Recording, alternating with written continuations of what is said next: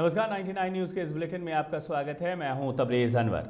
धनबाद के रणधीर वर्मा चौक पर आज वामपंथी मोर्चा के बैनर तले लोगों ने विश्वासघात दिवस मनाया। वामपंथी मोर्चा के नेता हरिप्रकाश पप्पू ने बताया कि कई महीनों से किसान कई मांगों को लेकर केंद्र सरकार के खिलाफ आंदोलन कर रहे थे, जिसमें केंद्र सरकार ने किसानों की सभी मांगों पर सहमति जताई थी और 2 महीने में एमएसपी लागू करने की बात कही थी, लेकिन 3 महीने बीत जाने के बाद भी अभी तक लागू नहीं किया गया है, जिससे लगता है कि प्रधानमंत्री नरेंद्र मोदी की बात विश्वासघात साबित हुई है। उसी को लेकर पूरे देश में आज किसान ने विश्वासघात दिवस के रूप में सड़क पर उतरकर प्रदर्शन कर रहे हैं।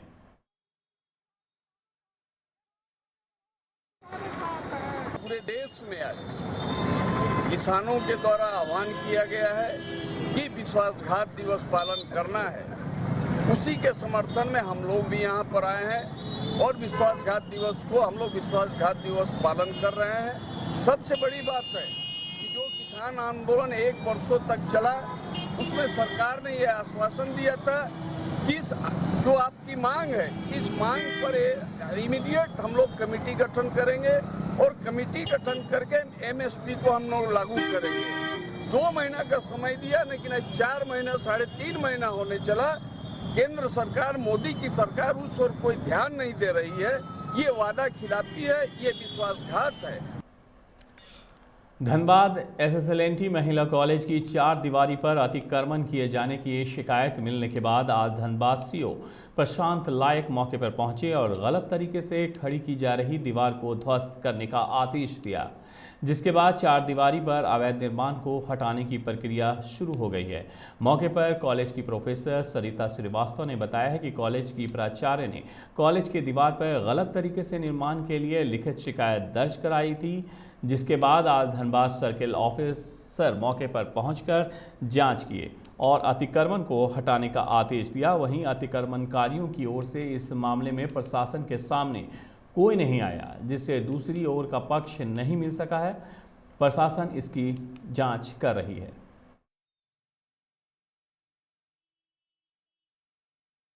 सामने देखिए अतिक्रमण किया जा रहा था एसएसएलएनटी कैंपस में, तो उसी को हटाने का किनके द्वारा ये नहीं पता चला, अज्ञात के द्वारा। प्रिंसिपल की ओर से यह शिकायत किया गया है कि बाउंड्री के ऊपर ये जो कंस्ट्रक्शन हो रहा है ये इलीगल है। किनके द्वारा कराया जा रहा है? ये जहाँ तक पता चला है मंदिर कमेटी की ओर से पता चला है।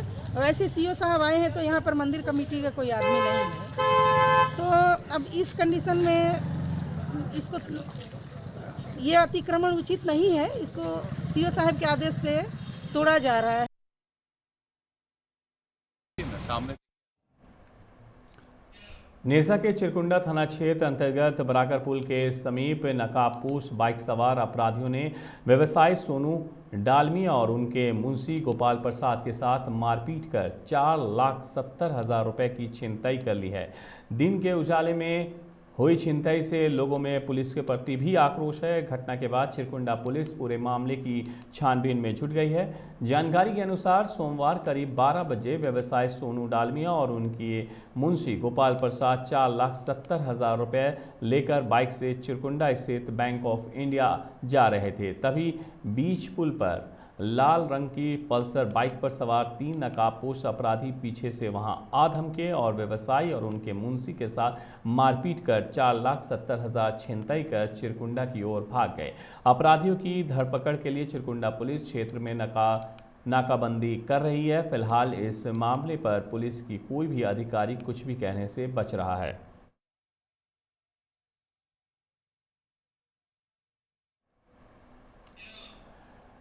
ट्रांसपोर्टिंग के काम में स्थानीय बेरोजगारों को रोजगार देने की मांग को लेकर युवा बेरोजगार मंच ने आज धनसा थाना क्षेत्र के विश्वकर्मा प्रोजेक्ट में प्रदर्शन किया। पिछले 5 वर्षों से युवा बेरोजगार मंच यहां रोजगार की मांग को लेकर आंदोलन कर रहे हैं। इस मामले को लेकर स्थानीय परियोजना पदाधिकारी और जिला प्रशासन की संयुक्त बैठक दर्जनों बार हो चुकी है, लेकिन इसका हल अब तक नहीं निकल पाया है। इस मामले को लेकर युवा बेरोजगार मंच के अमरेंद्र सिंह ने एक बार फिर परियोजना पदाधिकारी और जिला प्रशासन से मांग की है कि विश्वकर्मा परियोजना में लोडिंग पॉइंट पर स्थानीय मजदूरों को लोडिंग का काम दिया जाए और वर्षों से चल रहे विवाद को अविलंब खत्म किया जाए।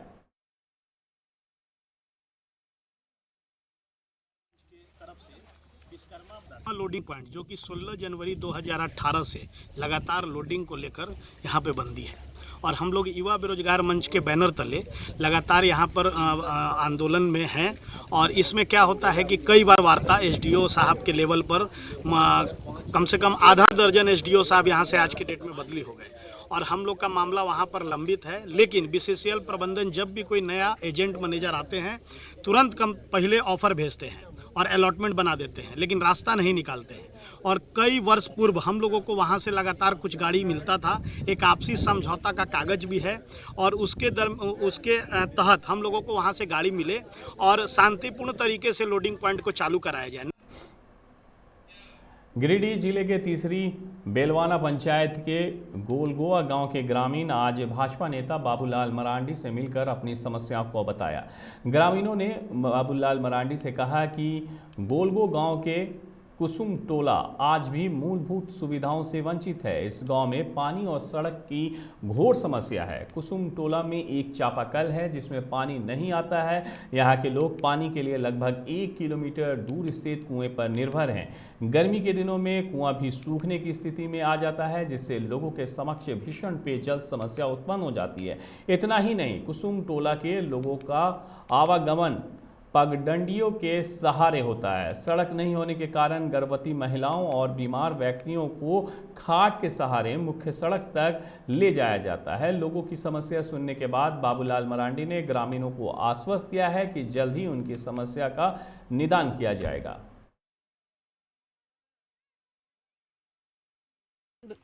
समस्या के लिए मांगने के लिए साहब का पास आए हैं और साहब का पास बोलकर जा रहे हैं। सेठित पानी और अपना रोड के लिए बोला कि हो जाए।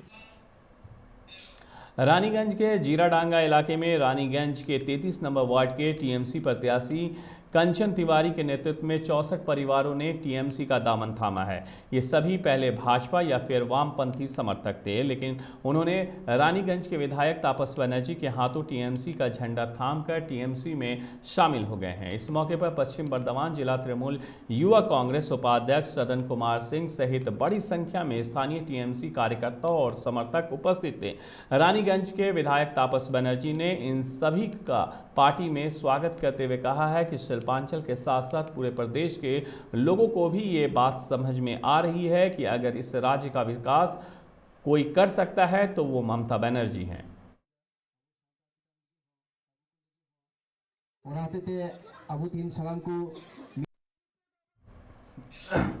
आसनसोल के डीएम कार्यालय के पास बीजेपी के लोगों ने शिक्षण संस्थानों को खोलने की मांग को लेकर प्रदर्शन किया। इस दौरान भाजपा नेता जितेंद्र तिवारी ने कहा है कि ऐसी स्थिति पहली बार है कि स्कूल खुलवाने के लिए आंदोलन करना पड़ रहा है।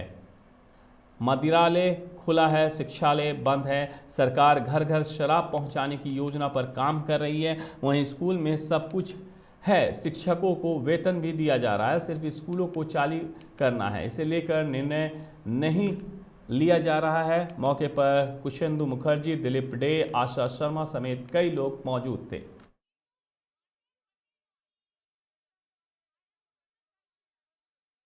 কোনোদিন ভাবিনি যে আমাদেরকে যে এক্সিস্টিং স্কুলগুলো আছে যেখানে টিচাররা অলরেডি স্যালারি পাচ্ছেন, যেখানে মিড ডে মিলের জন্য কেন্দ্রীয় সরকার যে চাল দিচ্ছে সেটা অলরেডি আসছে, যেখানে বিভিন্ন অর্থ বরাদ্দ হচ্ছে, শুধু সেই স্কুলগুলোতে ক্লাস করাতে হবে, বাচ্চাদেরকে স্কুল যেতে দিতে হবে, তার জন্য আন্দোলন করতে হবে, এটা কোনোদিন আমরা জীবনে ভাবিনি।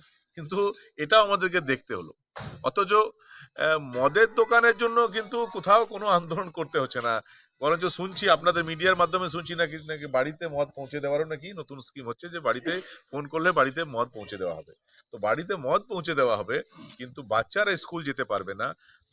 আমাদের বাচ্চারা অন্যান্য রাজ্যে তো করোনা আছে, অনেক রাজ্য যেখানে কোভিড আছে, কোভিড প্রোটোকল মেনে তারা অলরেডি স্কুল খুলেছেন, কিন্তু আমাদের এটা একটা অজুহাত হয়ে গেছে। আমাদের বাচ্চাদেরকে বিদ্যালয়মুখী করতে হলে বিদ্যালয়ের মাঠে শিক্ষা দেওয়া হোক, অন্য কোনো মাঠে নয়।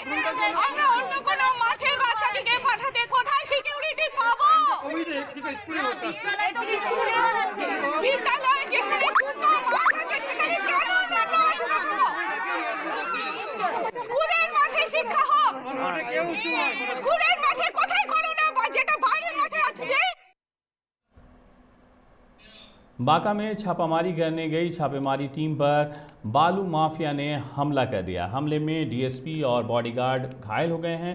घायल डीएसपी और गार्ड का इलाज कराया जा रहा है। जानकारी के मुताबिक कोलहत्ता गांव में आज सुबह पुलिस टीम अवैध बालू के खिलाफ छापेमारी करने गई थी। इसी दौरान पुलिस टीम पर बालू माफिया ने हमला कर दिया। उनके हमले में बांका एसडीपीओ दिनेश चंद्र श्रीवास्तव घायल हो गए और उनके बॉडीगार्ड को भी काफ़ी चोटें आई हैं। दोनों घायलों का इलाज बाराहाट अस्पताल में कराया जा रहा है। 26 जनवरी से लापता युवक सचिदानंद प्रसाद उर्फ गुड्डू का शव आज सुबह चुटिया के मनस तालाब में बरामद किया गया। परिजनों ने गुड्डू की हत्या की आशंका जाहिर की है। उनका आरोप है कि किसी ने हत्या कर उनके शव को तालाब में फेंक दिया है। वहीं पुलिस मौके पर पहुंचकर शव को कब्जे में लेकर जांच में जुट गई। मुख्यमंत्री हेमंत सोरेन आज सभी विभागों में बजट की तुलना में आवंटन खर्च की स्थिति के साथ 7 बिंदुओं पर समीक्षा करेंगे। मुख्यमंत्री विभागों द्वारा संचालित मुख्य योजनाओं के क्रियान्वयन की मौजूदा स्थिति, नई योजनाओं की स्वीकृति और उनके कार्यान्वयन की स्थिति का भी अलग से जानकारी प्राप्त करेंगे। सभी विभाग के पदाधिकारियों को इसकी तैयारी कर लेने का निर्देश दिया गया है। गढ़वा में कागज का बंडल थमाकर एक व्यक्ति से 11,30,000 रुपए ठग लिए गए हैं। गढ़वा पुलिस ने गिरोह के 2 शातिरों को गिरफ्तार किया है। माइक्रो फाइनेंस कंपनी के नाम पर 50 लाख रुपए लोन देने का झांसा देकर दोनों ने पीड़ित को अपना शिकार बनाया। उनकी गिरफ्तारी बिहार के रोहतास के अलग अलग गांव से की गई है। मामले की जानकारी गढ़वा एसपी अंजनी कुमारी झा ने दी। उन्होंने कहा है कि पुलिस के पूछताछ में दोनों ने अपना अपराध स्वीकार कर लिया है। झारखंड के जलाशयों में पहली बार ग्रेटर फ्लेमिंग पक्षी देखने को मिला है। इनके चिल्का लेक से यहां पहुंचने का अंदाज़ा लगाया जा रहा है। ये पक्षी आमतौर पर आसपास के डैम या लेक में नहीं पाए जाते हैं। इसके साथ ही विदेशी मेहमानों की सूची में नया नाम जुड़ गया है। Wild life institute of India, one विभाग और एशियन वाटर बर्ड कन्वर्सेशन की टीम ने डैम के आसपास विदेशी मेहमानों की गणना की। इसी दौरान उनको डैम में ग्रेटर फ्लेमिंगो दिखा। ये पक्षी वैसे तो यूरेशिया का है, पर उड़ीसा के चिल्का झील और पश्चिमी राज्यों में पाया जाता है। चतरा में अवैध शराब कारोबार के खिलाफ पुलिस का अभियान जारी है। लगातार दूसरे दिन तस्करी रोकने में पुलिस को बड़ी सफलता मिली है। पुलिस की ओर से चलाए जा रहे वाहन जांच अभियान के दौरान सदर थाना क्षेत्र इलाके में बड़े पैमाने पर अवैध शराब की खेप बरामद की गई है। शराब की बोतलें कार में भरकर बिहार ले जाई जा रही थी। पटना में आज सुबह पंचायती राज मंत्री सम्राट चौधरी के निजी आवास के बाहर भारी बवाल हो गया। कई वर्षों से वेतनमान और नौकरी स्थायी करने की मांग कर रहे ग्राम रक्षा दल पुलिस मित्र के कर्मियों ने मंत्री के निजी आवास को घेर लिया और बैनर, लाठी, पेट्रोल, डीजल, टायर के साथ प्रदर्शनकारी मंत्री आवास के बाहर बवाल करते रहे। बिहार में कोरोना वायरस का खतरा कम नहीं हो रहा है। संक्रमण का मामला कम हो रहा है, लेकिन मौत से राहत नहीं मिल रही है। पटना एम्स में 23 साल के युवक के साथ 2 लोगों की मौत हुई है, जबकि राज्य में बीते 24 घंटों में कुल 4 संक्रमितों की मौत हुई है। संक्रमण के नए मामलों में बिहार देश के अन्य राज्यों में 22वें स्थान पर है। वहीं 1238 नए मामले आए हैं। इसमें एक्टिव मामलों का आंकड़ा अब 6557 हो गया है। मुजफ्फरपुर के मुशहरी मोमिनपुर गांव में बच्चा चोरी के मामले को लेकर देर रात दो पक्षों में हिंसक झड़प और भारी बवाल हुआ है। पूरा इलाका घंटों तक रंग क्षेत्र बना रहा। आक्रोशितों ने एक पक्ष के चौकीदार लाल बाबू राय के झोपड़ी में आग लगाकर इसे फूंक दिया। इससे तनाव और भी बढ़ गया। दोनों तरफ से काफी संख्या में लोग आमने सामने हो गए। जमकर लाठी डंडे और धारदार हथियार भांजे जाने लगे। औरंगाबाद में हत्या के 2 आरोपियों को पकड़ने गई पुलिस टीम पर हमला किया गया है। इसमें जख्मी दारोगा का इलाज के दौरान पटना में मौत हो गया है। मृतक दारोगा वीरेंद्र पासवान दाऊद नगर थाना में पदस्थित है। वो रोहतास के सोनाडी गांव का रहने वाला था। फरवरी महीने की 16 तारीख को उनकी बेटी की शादी तय थी, लेकिन बेटी की डोली उठने से पहले उनकी अर्थी उठ गई। देश में कोरोना संक्रमण के मामले में लगातार गिरावट जारी है। बीते 24 घंटों में कोरोना वायरस के 2,09,918 नए मामले सामने आए हैं। स्वास्थ्य मंत्रालय ने बताया है कि इस दौरान 959 लोगों की मौत भी हुई है। वहीं कोरोना से ठीक होने वाले मरीजों की संख्या 2,62,628 रही। देश में कोरोना के एक्टिव मामले घटकर अब 18,31,238 हो गए हैं। वहीं कोरोना से अब तक 4,13,02,440 लोग संक्रमित हो चुके थे। देश में अब तक 3,89,76,122 मरीज इससे ठीक भी हो चुके हैं। वहीं कुल 4,95,050 मरीज अपनी जान गंवा चुके हैं। रिपोर्ट के अनुसार देश में डेली पॉजिटिविटी दर अब 15.77% हो गई है। संसद का बजट सत्र आज से शुरू हो रहा है। देश के राष्ट्रपति रामनाथ कोविंद बजट सत्र से पहले दोनों सदनों को संबोधित कर रहे हैं। वित्त मंत्री निर्मला सीतारमण 1 फरवरी को बजट पेश करेंगी। राष्ट्रपति ने कहा है कि कोरोना के इस महासंकट में हमने बड़े बड़े देशों में खाद्यान्न की कमी और भूख की परेशानी देखी है, लेकिन मेरी संवेदनशील सरकार ने इस बात का पूरा प्रयास किया कि 100 साल के इस सबसे बड़े संकट में कोई गरीब भूखा ना रहे। उत्तर प्रदेश के विधानसभा चुनाव 2022 में समाजवादी पार्टी के साथ गठबंधन कर मैदान में उतरी राष्ट्रीय लोक दल के मुखिया जयंत चौधरी पर भारतीय जनता पार्टी ने जोरदार कटाक्ष किया है। केंद्र सरकार में शिक्षा मंत्री और उत्तर प्रदेश के विधानसभा चुनाव के प्रभारी धर्मेंद्र प्रधान रविवार को ताजनगरी आगरा में जनसंपर्क पर थे। इसी दौरान उन्होंने मीडिया के सवाल पर कहा कि जयंत चौधरी तो अभी बच्चे हैं, बच्चों को माफ करना हम बड़ों का फर्ज है।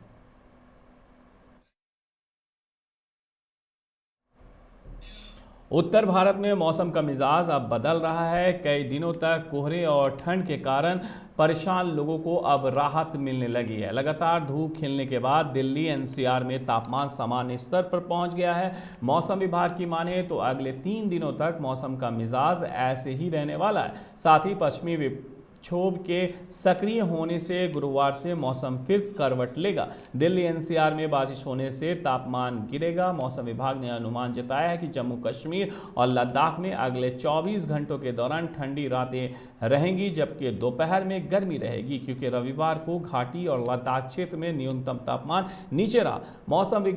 मौसम विज्ञान विभाग के एक अधिकारी ने कहा कि अगले 48 घंटों के दौरान आसमान साफ रहने की संभावनाएं हैं।